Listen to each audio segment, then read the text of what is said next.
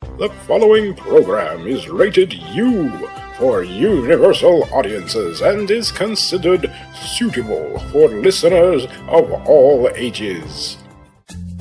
This is a presentation of Dream Realm Enterprises, where dreams are our reality.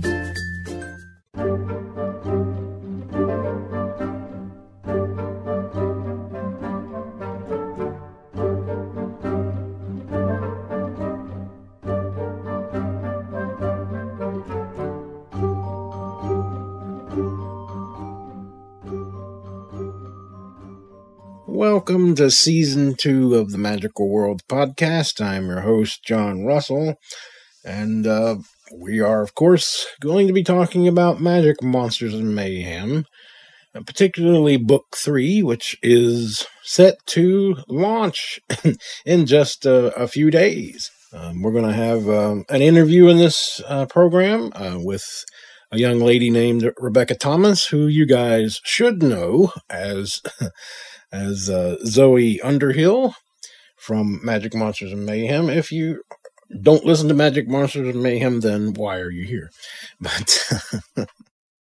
But since you are here, you probably are a fan, and we welcome you and are very happy that you are a fan of the series.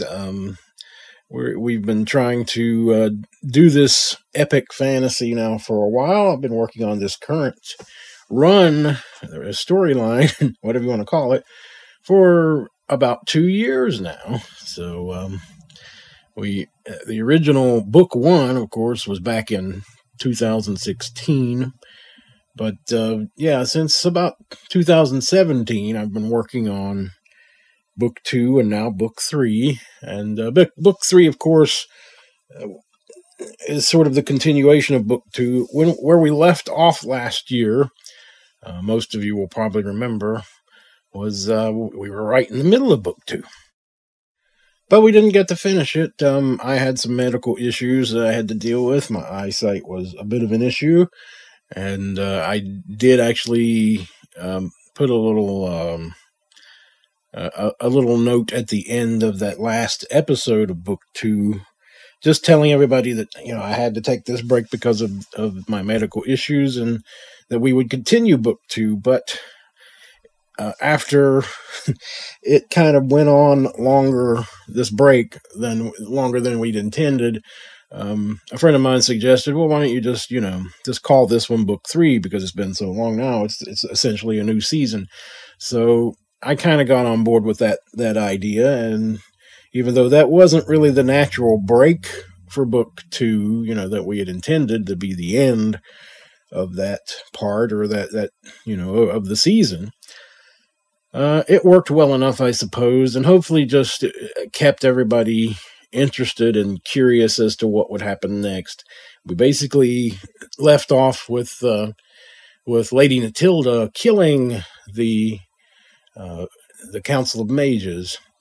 So we had that going on, and that was really where it left off. And it wasn't it wasn't intended to be like any kind of cliffhanger ending or anything like that. But it kind of ended up being that way, with her showing her true colors right at the end. And I guess when all is said and done, that wasn't really a horrible way of ending it, because I think it probably burned that into people's minds, hopefully, and their imaginations, and looking forward to seeing what she would get up to next, as well as the rest of the party.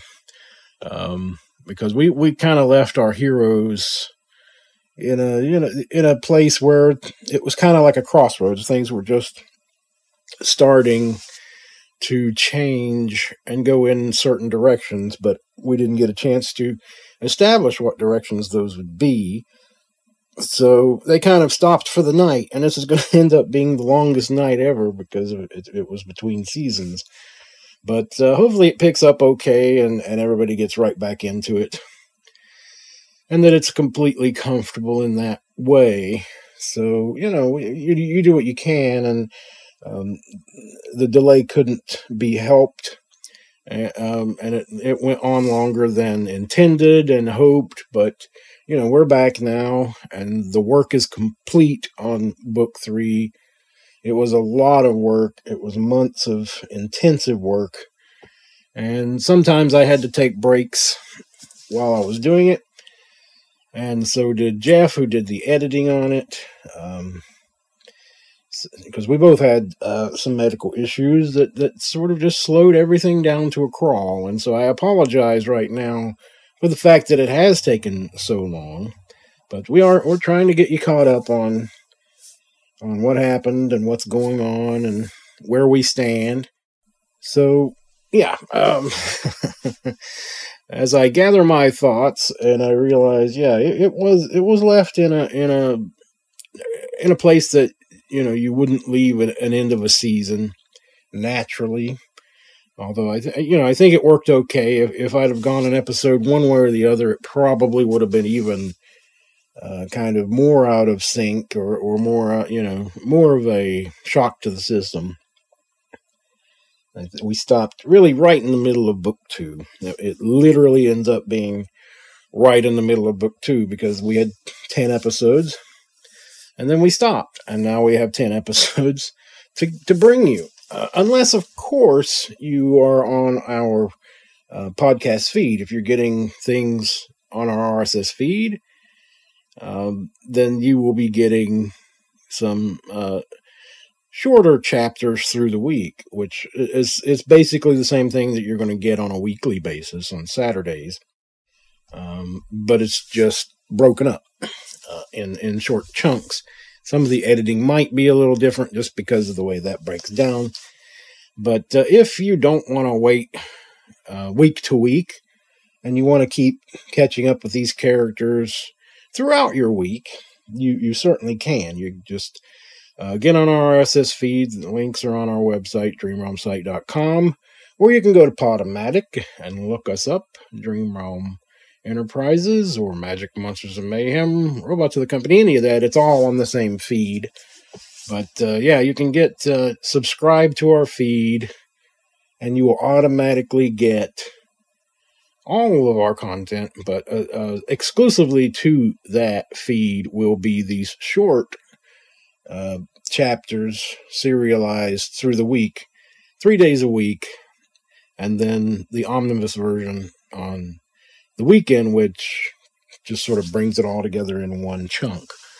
So, yeah, you'll get what you're used to, the regular half-hour episodes on the weekends, but if you want to keep up with these characters through the week and get these stories in smaller chunks, then, yeah, that option is available to you, and it is exclusively being presented on our podcast feed. So I did that because I just thought it would be an interesting way to present it, and plus it helps for audience building on the feed.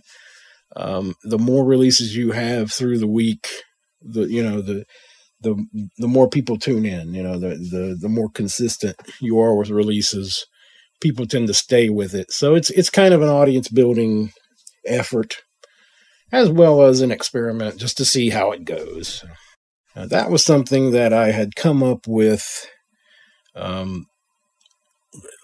last year when we were forced to take certain breaks and things were going slowly and we were having some issues getting things edited together. And I thought, well, what would be the quickest and easiest way to do this? Maybe if we do some shorter chapters and, just put together a couple of scenes every few days and release it that way as a small serialized thing. Then my thought was, we'll be able to get it out there more quickly and we don't have to make people wait forever. But at the end of the day, that wasn't necessary for book 2, but for book 3, it's not absolutely necessary, but I just thought it would be interesting to do this. I kind of wanted to prove to some of the naysayers out there that, it won't work. That just, they weren't used to the idea, so they didn't think it would work. And I just want to prove that it can work. So there's that element of it. And I thought it was a fun experiment.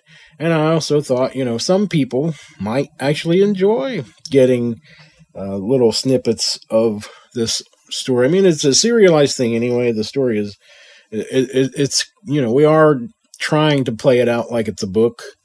and or a series of books. And so you know, getting those little serialized snippets, it's no big deal. I mean, they used to do that in the Strand magazine with Sherlock Holmes way way back over 100 years.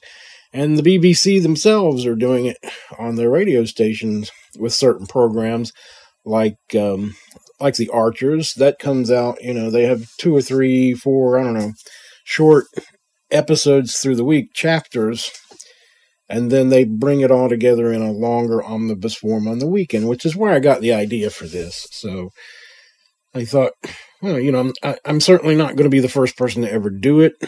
We're not the first company to ever present things that way, and you know, it might work. It might work for the audience. So hopefully it will, and hopefully it will help us to build our audience, because that's something we really want to do, and we wanted to have consistent releases on a regular basis. So that's why we went through and completed this series, this season, before we ever even started releasing, because I didn't want to release one and then have people have to wait for, you know, a month or 3 weeks or whatever to get the next chapter and then have to wait again.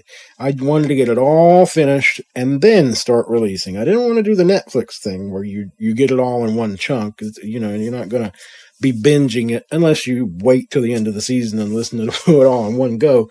I mean, that's up to you.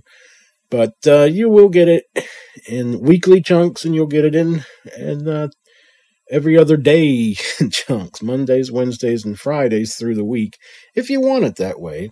And if you subscribe to our podcast feed over at Podomatic, again, this is all linked on our website on the main page, so you can find links to that. We're also on YouTube. You can actually grab us on YouTube or watch us on YouTube, but that's only going to be the longer omnibus version weekly on YouTube. I'm not going to put the shorts out there. So pretty much the shorts are exclusive to the feed. But yeah, I just wanted to get you guys caught up and ready. I wanted to do the first episode of this podcast prior to the release of any of that, just to kind of prep you guys for what's coming. And, you know, hopefully you're going to enjoy what you hear. If you've listened to the previous 2 seasons, or book 1 and book 2, then hopefully you're ready for, you know, what comes next. Of course, book 1 was very different. It was played for laughs, exclusively played for laughs. And it's a fun little 5-episode season. And between seasons 1 and 2, or book 1 and 2, as we call it, I just kind of had a rethink and thought, you know, I really want to do this a little more serious. I wanted to take things more seriously and it not just be a silly comedy. I wanted to do an actual adventure, an actual story, actual character development, present characters that you'll love and some that you'll hate, and, you know, just people you can get to know, and people who have relationships, people who have friendships, you know, just different things, a little bit of political intrigue, all kinds of interesting adventure, new monsters, etc. You know, I just wanted to have kind of an epic feel to it. Not unlike Lord of the Rings or something like that, but obviously not on that scale. But we do have a lot of characters, so it's not far off from that scale, I guess. But I don't know if we capture that kind of epicness. But you know, if it's anywhere near it, it's wonderful as far as I'm concerned. So hopefully you guys enjoy that, and hopefully you're up for it. And yeah, the story's not even going to wrap up in book 3, and it was never intended to wrap up in, you know, these 2 segments, which was, again, they were supposed to be book 2. I had planned to do a book 3 where we would wrap up the main storyline. So it was always intended to go on and on a bit for a couple of years, and then hopefully go into other stories. But yeah, we're kind of going to do things a little differently. We are going to have a book 4, which will continue and conclude the Lily Fairheart story. So it's not all going to conclude this year, but we're going to make some real advances. And it's basically going where it was intended to go for book 2. So with hopefully a more natural ending than what we got or forced to have with the end of book 2. But hopefully you guys enjoy it. We've enjoyed putting it together. It's been a real task. It's been quite a chore. It's been a lot of work. I can't tell you how many, work hours we've put into this. I haven't taken the time to count, but it's a lot. We've really worked very hard for a long time to bring this to you, and through some pretty difficult conditions. But, we're not going to go into all that. I won't labor that. But hopefully the work pays off, and the hard work and the love shows. Hopefully it does, and hopefully you guys enjoy it. We've worked very hard to make it sound really good, to make it very exciting, and to, just paint the picture. So hopefully it's really good. Now, we do have an interview this week. I'm going to interview Rebecca Thomas. This is actually a holdover from last season. Of course, we'd intended for book 2 to go on.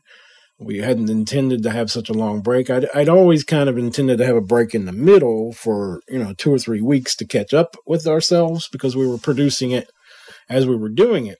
So we didn't complete all of book 2 at once, as we've done with book 3. All the work is done on book 3. But, we had intended to have that little break. Anyways, it just ended up being an extended break, a very extended break compared to what we'd wanted. So, this podcast here, the Magical World podcast, had intended to go on, and we'd had a couple of interviews already recorded and ready for you. So those had to be held over, of course, because it just didn't, I couldn't really do any more of these, and it didn't make any sense to do any more of these when we didn't have a show behind it. So for those reasons and more, we had to hold things up. So now we finally get to bring you this interview with Rebecca Thomas, who plays Zoe Underhill. I will give you a little clip here of her in action and get to know what she's about in this short clip, hopefully. And then we'll talk to the young lady who plays her, who's amazingly brilliant, and I'm very grateful and glad that she, first of all, plays the role and agreed to come along and talk with us. So this is from late 2018, but since we're coming back now, it's very topical. So, all right, here is a clip and then the interview. I do hope you're not making any of this up. Of course I'm not. It really happened, and we went through. But I don't think we ended up where we were meant to go. We're currently being held prisoner by a group of elves. You're in the land of the elves now. Oh, how utterly delicious. Oh, it makes me long for the days of my youth when I had adventures. Oh, how I envy you, Zoe dear. Do you think the elves will harm us? Never. The elves are peace-loving creatures. Well, unless you've come to the dark house of Carverdale. Hi, Rebecca, and welcome to the Magical World podcast. Hi, thanks for having me. So tell us a little bit about who Zoe is and what she's all about. So Zoe Underhill is a skeptical young woman, kind of had a rough life, and then she gets assigned to accompany Waldo, kind of keep him out of trouble. And along the way is then asked to spy on this group that she's traveling with. And she's young, and she really doesn't know what to think, what to trust, so she goes along with both accompanying Waldo to keep him out of trouble and the request to keep an eye on the group. And as she gets to know this group more, she kind of becomes more nervous about them. And it's just, for now, her trying to work through that sense of what's going on, where do I fit into this, do I even fit into this? And just trying not to make really bad waves, which she is not good at. So what's it been like to play the character of Zoe? Oh, it's been great. I've had a wonderful time. She's so snarky and at the same time so self-conscious and tends to overthink things at just the wrong moment. And I can kind of relate to that. So it's been a lot of fun. I've really enjoyed it. Can you tell us what sets Zoe apart from the rest of the cast? Really, I think it's that skepticism that sets Zoe apart, because everybody else around her seems so confident. They know what's going on. They know what they're doing. They know where they're going. And she's almost just kind of caught up in this tide and dragged along, trying to fulfill these 2 separate missions she's been given. So tell us when and how you got involved in voice acting. There are 2 answers to this question.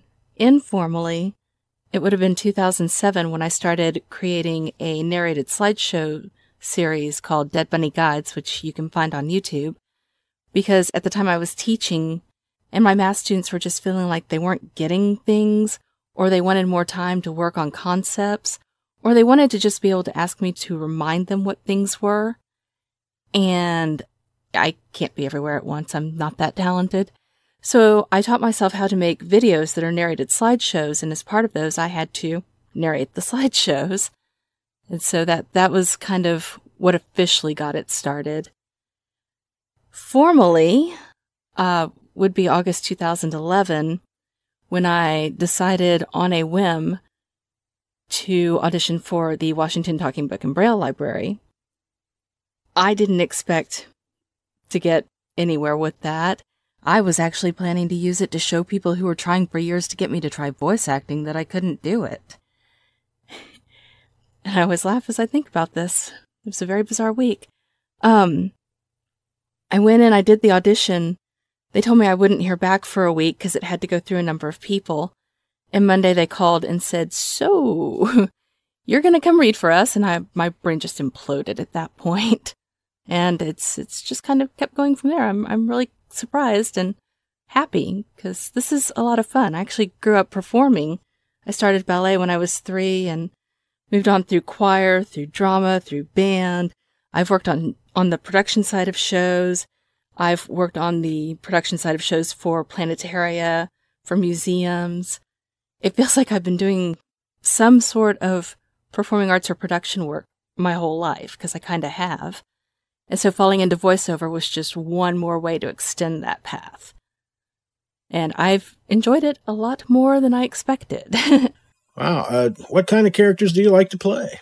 I kind of have an approach to auditioning where I will look at the audition notice and see if any of the characters jump out at me as something that would be fun or challenging to try, and I'll go for those. Or there might be a character who's like down to earth or some sort of authority figure or science figure or military roles. I did JROTC in high school. I actually thought I was going to be career Navy for a while, and my health kind of precluded that.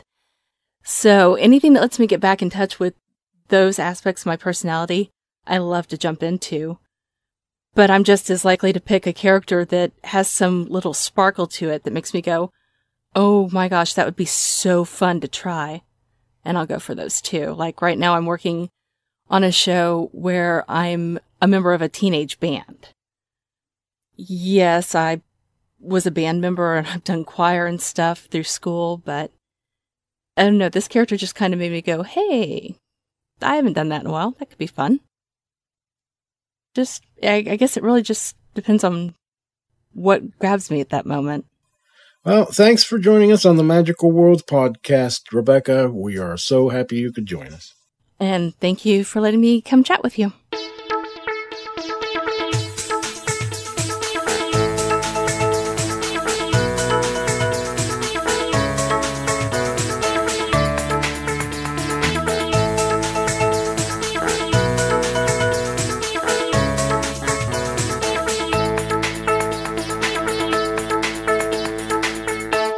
Okay, and that was Rebecca Thomas, who plays Zoe Underhill.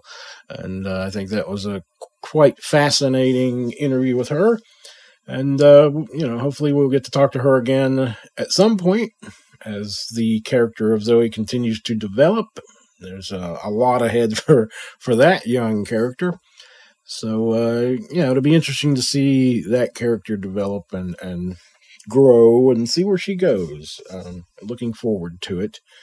She's definitely going to be heavily involved in everything going forward in this series. Okay, well, that kind of wraps up this episode more or less, and soon, of course, and within just a few days, we're going to be, like I said, launching Book 3 officially on the RSS feed with the first short on Monday, the 24th. So get ready for that. If you want to hear those shorts, then yes, go to Podomatic, go to our website, hook up on our RSS feed, and that way you'll get to grab these and hear these short episodes. And you'll get to hear from these characters every couple of days. And then on the weekend, if you would prefer, or, maybe even in addition to, hear the full omnibus version of that week's chapter. So everything all put together neatly in a little half-hour chapter. So, yeah. So whichever way you listen to it, it's all coming up this week. And hopefully you guys enjoy all that and enjoy the entire series. And hopefully you've enjoyed this episode of the Magical Worlds podcast. We will be back next week if I can speak.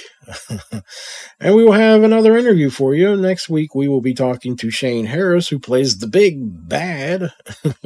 Of course, he plays Detlor, the Lord of the Underworld. So, we will be talking to Shane and get caught up with him and find out, a little bit about Detlor and what he's all about. So you've got all that to look forward to, and we will be talking about that first chapter, which is called Prospero the Prophet, coming up next week on Magic, Monsters, and Mayhem, Book 3. So it's all very exciting, and we hope you guys enjoy it. Thanks for listening. Thanks for your support. We really appreciate it. A quick mention, we're going to have some giveaways on this podcast this summer. We've got some neat merchandise for you to get a hold of. You can purchase any of it right now at the Dream Realm store, and you'll find a link to that on our website, dreamrealmsite.com. Just go down about halfway down the main page, and you'll find a link to our store where you can buy all kinds of cool merch to support just your favorite shows, whether it be Magic, Monsters, and Mayhem, Robots of the Company, or whatever. There's a few things there from both of those series, and more stuff coming in the near future. Right now we have a brand new graphic tee from Magic, Monsters, and Mayhem, which was designed by our own Victor Aurelius, who plays Rast. He's a multi-talented guy, and he designed a t-shirt for us, and it's beautiful. I think you guys will enjoy it. We're going to be giving one away this summer to one lucky listener, and we'll have more details about that in the next episode. So please do tune in next week. But in the meantime, if you'd like to help support our shows by purchasing some of our merch, the proceeds go to actually producing these shows. It goes right back into it. We're non-profit, so it's not like we're just lining our pockets. We are just trying to do a bit of fundraising to keep our shows coming to you, because, hey, we got to pay the bills around here. If they turn the lights out on us, it's kind of hard to do audio. At any rate, thanks so much, guys. Keep supporting, keep listening, and stay tuned. We'll talk to you real soon. You have been listening to the Magical Worlds podcast, which was hosted by Jonathan Patrick Russell and was edited and produced by Jonathan Patrick Russell. That's me, your host. The music provided for this program was provided by Kevin MacLeod, and we hope you will join us next time for more.